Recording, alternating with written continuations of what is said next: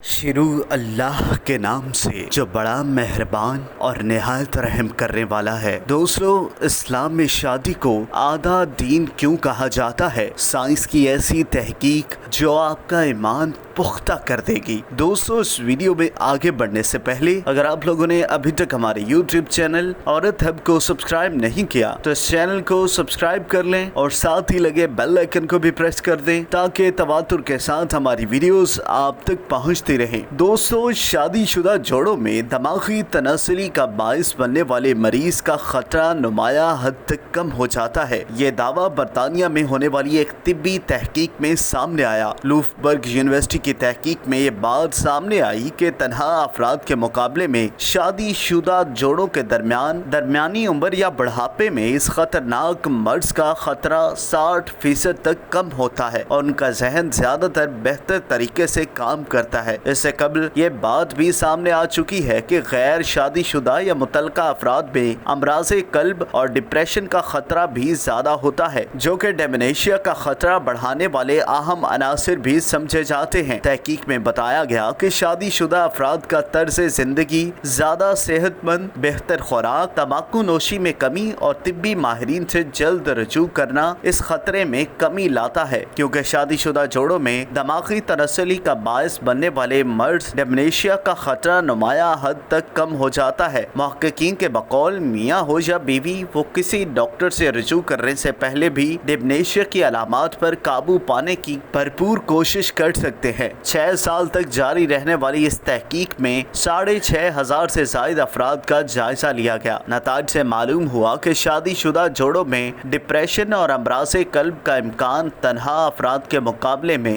بہت کم ہوتا ہے اور اس وجہ سے انہیں ڈیمنشیا سے بھی تحفظ ملتا ہے۔ محققین کے مطابق انسانوں کو سماجی میل جول کی ضرورت ہوتی ہے اور میاں بیوی کا رشتہ اس حوالے سے ہماری توقعات سے زیادہ اہمیت رکھتا ہے۔ دنیا بھر میں کروڑوں افراد ڈیمنشیا کا شکار ہو چکے ہیں اور الزائمرز کی سب سے عام قسم ہے جس کا ابھی تک کوئی علاج سامنے نہیں آ سکا۔ اس تحقیق کے نتیجے میں طبی جریدے جرنل آف گیسٹرونٹرولوجی میں شائع کیا گیا۔ دوستو، اگر آپ کو یہ ویڈیو پسند آئی ہو تو اس ویڈیو کو لائک کریں، کمنٹ کریں اور ہاں، جاتے جاتے ہمارے یوٹیوب چینل عورت ہب کو سبسکرائب کرنا مت بھولیے گا۔